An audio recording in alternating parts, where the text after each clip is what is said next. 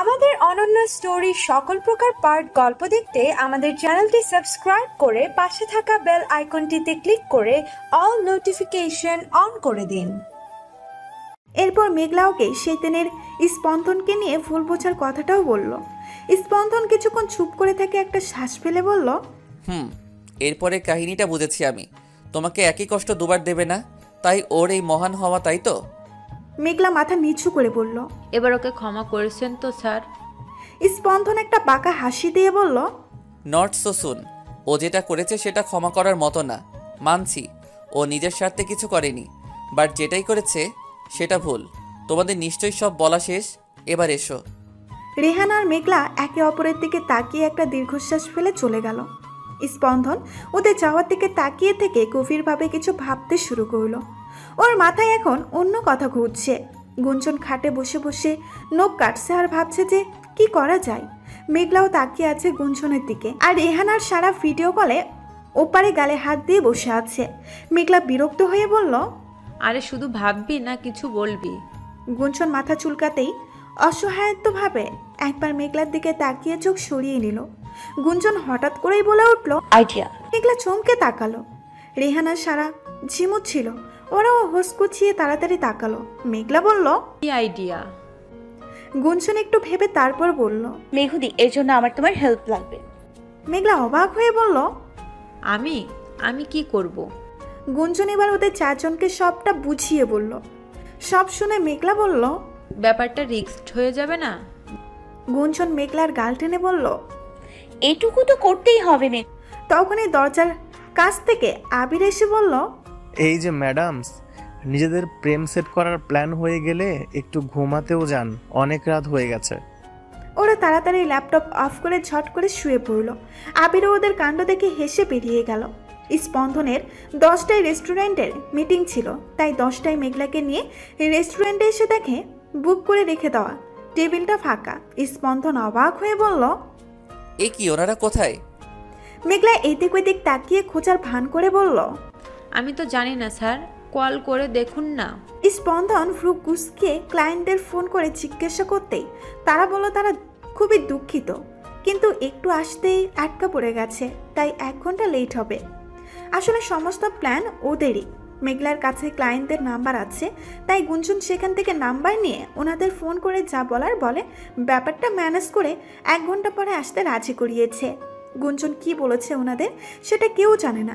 স্পন্দন বিরক্ত হয়ে ফোন কেটে বলল, ডিসগাস্টিং। মেঘলা ইতস্তত করে বলল, স্যার 1 ঘন্টার জন্য আর যাব কেন? আপনি বসুন, আমি একটু পাশের মার্কেট থেকে আসছি। স্পন্দন বিরক্তি কণ্ঠে বলল, তাড়াতাড়ি এসো। স্পন্দন ল্যাপটপ অন করে ভ্রু কুঁচকিয়ে সব চেক করছে। হঠাৎ করেই চুরির ঝুনঝুন শব্দ শুনতে পেল। ও কাজ করতে করতেই বলল, ম্যাডাম প্লিজ একটু দূরে গিয়ে দাঁড়ান। কিন্তু এটা বলার ঝুনঝুন আওয়াজ আরো বেড়ে গেল। স্পন্দন এবার রেগে সামনে তাকিয়ে বলল, আপনাকে দূরে গিয়ে। সামনে তাকিয়ে অবাক হয়ে গেল। গুঞ্জন আজকে ওর দেওয়া সেই শাড়ি আর চুড়ি পরে দাঁড়িয়ে আছে, মুখে মিষ্টি হাসি। স্পন্দন গুঞ্জনকে চোখ ভরে দেখতে লাগলো। গুঞ্জন ওর সামনে তুড়ি বাজাতেই ওর হুশ এলো। নিজেকে সামলে নিয়ে বলল, কি ব্যাপার, তুমি এখানে কি করছো? গুঞ্জন মুস্কি হেসে একটা চেয়ারে বসে বলল, আপনার সাথে কথা ছিল। Radio class. এইটুকু বলে উঠে যেতে নিলেই গুঞ্জন হাত ধরে বসিয়ে দিয়ে বলল, রে, আমাকে এত ভয় পাওয়ার কি আছে? স্পন্দন একটা তাচ্ছিল্যের হাসি হেসে বলল, তোমাকে ভয় পাবো আমি? রিয়েলি? গুঞ্জন একটু গলা ঝেড়ে বলল, আচ্ছা শুনুন না, একটু সাইডে দেখুন। স্পন্দন বিরক্তি সাইডে তাকিয়ে আছে। দেওয়ালে খুব সুন্দর করে বিভিন্ন রঙের লাইটিং দিয়ে খুব সুন্দর করে ইংলিশ ওয়ার্ডে সরি লেখা। স্পন্দন অবাক হয়ে গুঞ্জনের দিকে তাকালো। গুঞ্জন ইশারা করতে ওয়েটার দুটো ট্রে নিয়ে এলো। স্পন্দন ভ্রু কুঁচকিয়ে বলল, এগুলো কি? গুঞ্জন ইশারা করে ডান পাশে ট্রের ঢাকনা সরাতে বলল। স্পন্দন সরিয়ে দেখে ওর ফেভারিট পাস্তা, যার উপরে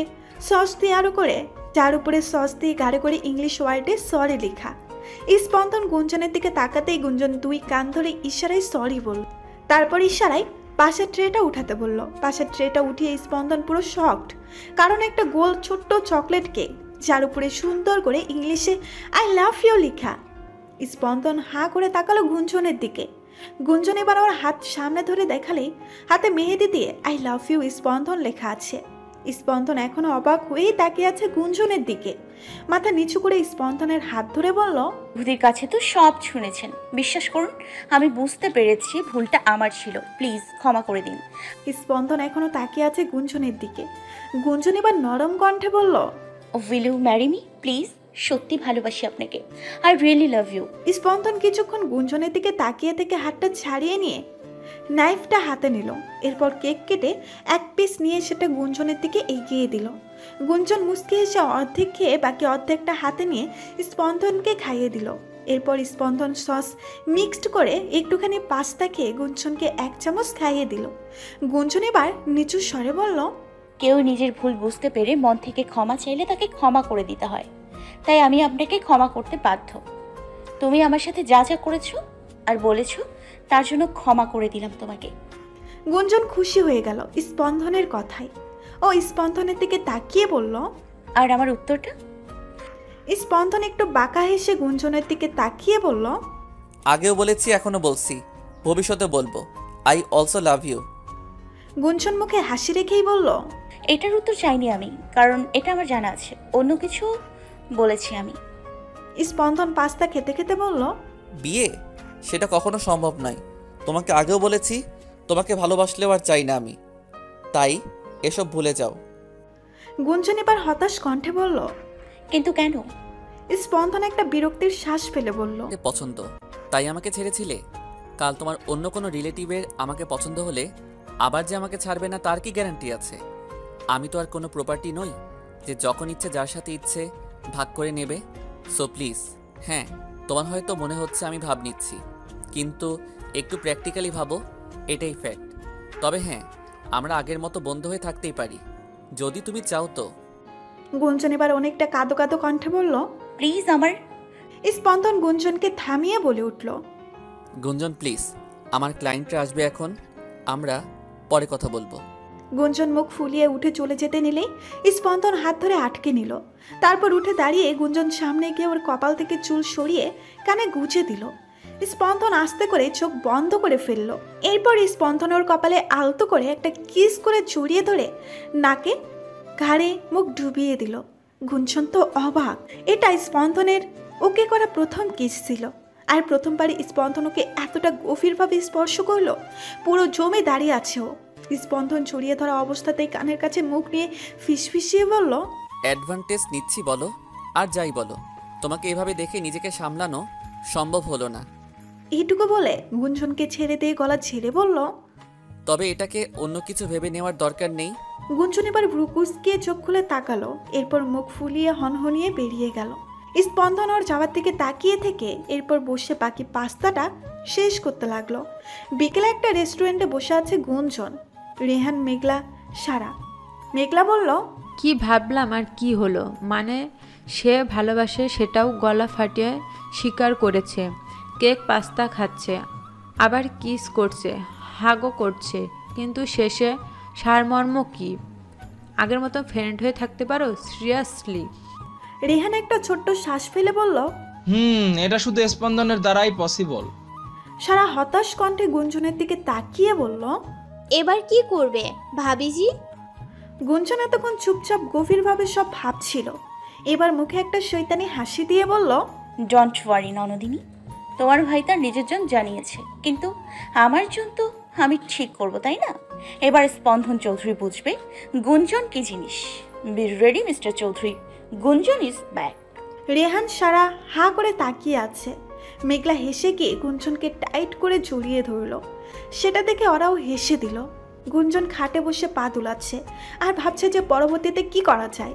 মেঘলা ওর পাশে বসে আগামী প্রজেক্টের ডিলসগুলো ঠিক করছে ল্যাপটপে। নিজের কাজটা শেষ করে ল্যাপটপ অফ করে গুঞ্জনের দিকে তাকিয়ে বলল, কিরে, তখন থেকে কি ভাবছিস? গুঞ্জন ভাবতে ভাবতেই বলল, কালকে তোমাদের অফিসে ইম্পর্টেন্ট কোনো কাজ আছে? মেঘলা জিজ্ঞাসু দৃষ্টিতে তাকিয়ে বলল, না, নেই। কেন? গুঞ্জন দাঁত কড়মড় করে বলল, ভাবছি যে ওই চৌধুরীকে কি করে শায়েস্তা করতে পারি বেশিবার। মেঘলা অবাক হয়ে বলল, বেশি বেড়েছে মানে? গুঞ্জন মুখ ফুলিয়ে রেখে বলল, দেখো বলছে ভালোবাসে অথচ বিয়ে করবে না। কেন? আমি ওরকম কাণ্ড ঘটিয়েছি তাই? আরে কতবার সরি বলেছি। আমি কি পাগল দ্বিতীয়বার এই ভুল করব? মেঘলা ঘুরে খাটে হেলান দিয়ে বসে বলল।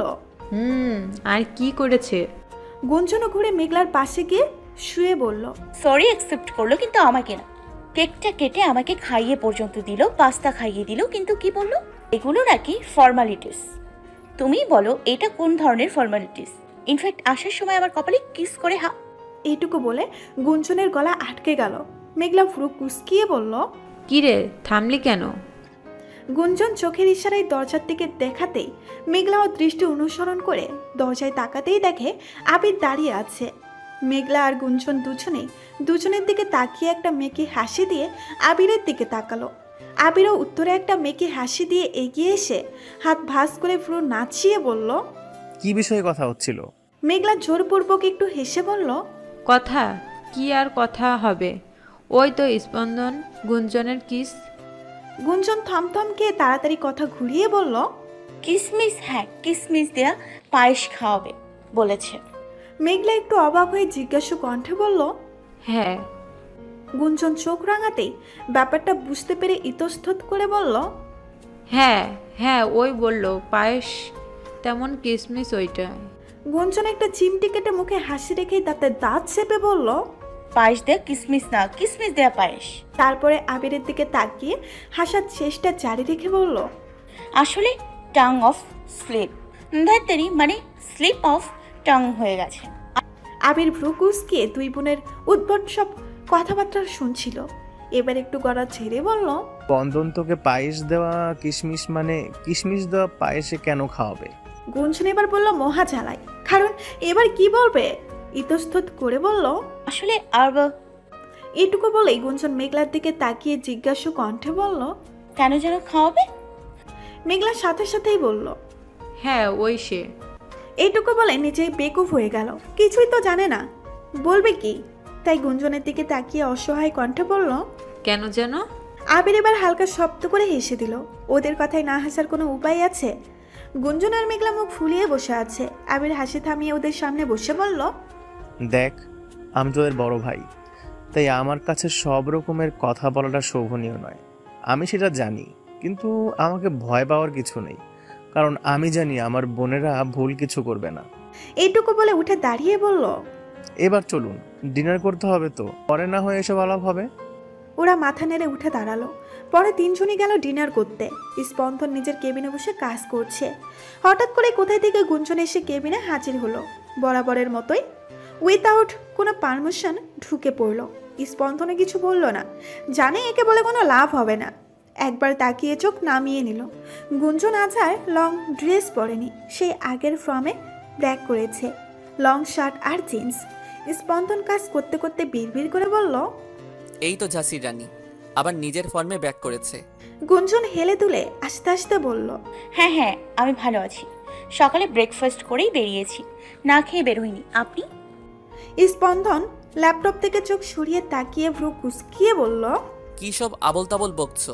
গুঞ্জন অবাক হওয়ার ভান করে বলল। কি আবার, তুমি তো জিজ্ঞেস করলে কেমন আছি, খেয়ে আসছি কিনা, তাই তো উত্তর দিলাম। স্পন্দন তার কর্মর করে বলল। হোয়াট দ্য হেল, আমি এমন কোনো কিছু জিজ্ঞেস করিনি। গুঞ্জন একটু ভাবনার ভাব করে তারপর স্পন্দনের দিকে তাকিয়ে বলল। করনি না? ও তাহলে আমিও ভুল শুনেছি। তাহলে তুমি বিড়বিড় করে বলছিলে তো, কোনো ব্যাপার না, এগুলো তো জিজ্ঞেস করতে, তাই আগেই বলে দিলাম হাউ ট্যালেন্ট আই অ্যাম। স্পন্দন একটা হতাশ নিঃশ্বাস ত্যাগ করে কাজে মন দিল। গুঞ্জন একটু বিরক্ত হলো, তাই উঠে গিয়ে স্পন্দনের ল্যাপটপটা বন্ধ করে দিল। স্পন্দন বিরক্ত হয়ে বলল। এটা কি হলো? গুঞ্জন এবার সোজা স্পন্দনের কোলে বসে পড়ল। স্পন্দন তো আহম্মকের মতো তাকিয়ে রইল গুঞ্জনের দিকে। গুঞ্জন স্পন্দনের চুল নাড়তে নাড়তে বলল। চুলে কি দাও বলো তো, এত সিল্কি সোজা সোজা স্মুথ। স্পন্দন চোখ ছোট ছোট করে তাকিয়ে আছে গুঞ্জনের দিকে। স্পন্দনের দিকে তাকাতেই গুঞ্জন একটু হসকচিয়ে গিয়ে বলল। না মানে আমিও দিতাম আর কি, দেখো না আমার চুল স্মুথ হলেও কেমন একটু একটু কার্লি, তাই না? সেজন্যই। স্পন্দন বিরক্ত হয়ে বলল। আমার কোল থেকে উঠবে? গুঞ্জন ডন্ট কেয়ার ভাব নিয়ে স্পন্দনকে নাড়াতে নাড়াতে বলল। তোমার কথায় বসেছি নাকি যে তোমার কথা উঠবো? স্পন্দন চোখ বন্ধ একটা শ্বাস নিয়ে বলল। কোলটা আমার নিজের। গুঞ্জন চিন্তা করার ভান করে বলল। কই কই নাম লেখা নেই তো। স্পন্দন এবার গুঞ্জনকে কোলে করে উঠে দাঁড়িয়ে গেল, তারপর কোলে করে দরজার বাহিরে গিয়ে দাঁড় করিয়ে দরজা বাহির থেকে নক করে দিয়ে বলল, এখানে থেকে লাভ নেই, আমি এখন বাইরে যাচ্ছি, লাঞ্চ টাইমের অনেক পরে আসবো, সো বাড়ি চলে যাও। গুঞ্জন বিরক্ত হয়ে বলল। কেন যাবে? স্পন্দন একটু বিরক্তি প্রকাশ করে বলল, তোমার জানা দরকার নেই, বাই। গুঞ্জন মুখ ফুলিয়ে বলল। বলে মেঘলার কেবিনের দিকে হনহনিয়ে চলে গেল। স্পন্দন ওর যাওয়ার দিকে তাকিয়ে একটা শ্বাস ফেলে নিজের কাজে গেল। স্পন্দনের কেবিনে গুঞ্জন, রেহান, মেঘলা, সারা চারজনে কোকা কোলা আর চিপস খেতে খেতে জমিয়ে আড্ডা দিচ্ছে। স্পন্দন বলেছিল লাঞ্চ টাইমে অনেক পরে আসবে, তাই কারো কোনো চাপ নেই। সারাকেও তাই কল করে ডেকে নিয়েছে। সবাই আরাম করে আড্ডা দিচ্ছে। গুঞ্জন নিজের করা কাহিনীগুলো বলছে, আর ওরা সবাই হাসছে আর এনজয় করছে ঘটনাগুলো। ওরা ওদের কথাই এতই মশগুলছে, আশেপাশে কি হচ্ছে না হচ্ছে কোনো খেয়ালই নেই। গুঞ্জন চিপস চিবোতে চিবোতে বলল, কালকের প্ল্যানটা জোস ছিল। রেহান একটু চিন্তিত মুখ করে বলল, বাই দ্য ওয়ে, গুটি তুই কি এমন বলেছিস বলতো ক্লায়েন্টদের যে ওরা 1 ঘন্টা লেট করে আসতে রাজি হয়ে গেল? গুঞ্জন কলার সেট করে হেসে বলল, এটাই তো আমার স্পেশালিটি। মেঘলা বিরক্ত হয়ে বলল, এটাই তো আমার স্পেশালি, ঢং না করে বলবি?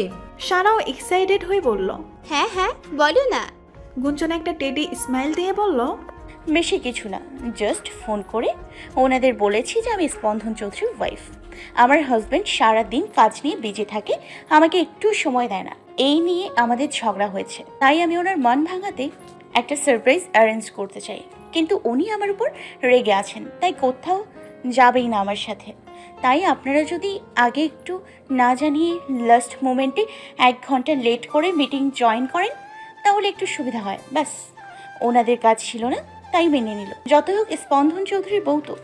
সবাই জোরে জোরে হেসে দিল, কিন্তু হাসতে হাসতে হঠাৎই সবার হাসি অফ হয়ে গেল, শুধু গুঞ্জন বাদে। গুঞ্জন এখনো হাসছে। সবাই হাসি থামাতে দেখে গুঞ্জন ভ্রু কুঁচকিয়ে হাসতে হাসতে বলল, তোমাদের কি হলো?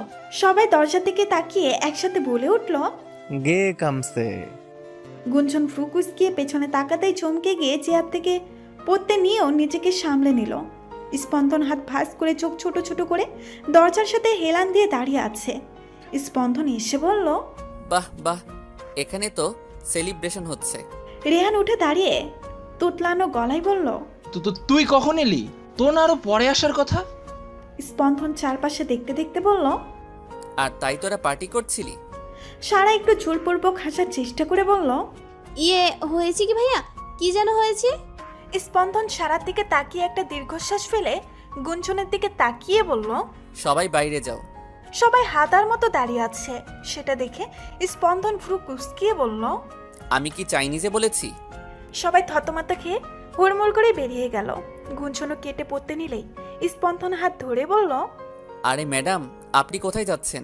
আপনি চলে গেলে হবে? এটুকু বলে স্পন্দন গিয়ে দরজাটা নক করে দিল। গুঞ্জন তো একটু একটু ভয় পাচ্ছে, কি করবে ওর সাথে আল্লাহ জানে। স্পন্দন এগোচ্ছে আর গুঞ্জন পেছাচ্ছে। স্পন্দন এগোতে এগোতে বলল, তুমি কাল আমার ক্লায়েন্টদের কল করে ওসব বলেছো, আর সেই জন্যই ওনারা ওভাবে মিটমিটিয়ে হাসছিল। আমাকে কিছু জিজ্ঞেস করার সাহস পাইনি। তুমি করেছো এসব? গুঞ্জন পিছাতে পিছাতে তুতলিয়ে বলল, হ্যাঁ তো। বলে দেওয়ালে লেগে গেল। স্পন্দন এবার একটা ডেভিল স্মাইল দিয়ে দেওয়ালে হাত রেখে ঝুঁকে বলল, নাথিং, বাট যেহেতু তুমি আমার বউ, তো বর বউ বন্ধ কোনো রুমে থাকলে কি করে সেটা নিশ্চয়ই জানো। টুকু বলে মুখটা একটু এগোতেই গুঞ্জন বলল, জানি তো, কাছাকাছি আছে, এর চেয়েও বেশি কাছে, আসুন। স্পন্দন এবার একটু হকচকিয়ে গেল। গুঞ্জন নিজেই একটু এগিয়ে এসে বলল, ঠিক এভাবে। স্পন্দন একটু পিছিয়ে গেল। গুঞ্জন এগোতে এগোতে বলল, কি হলো, পিছিয়ে যাচ্ছেন কেন? আসুন।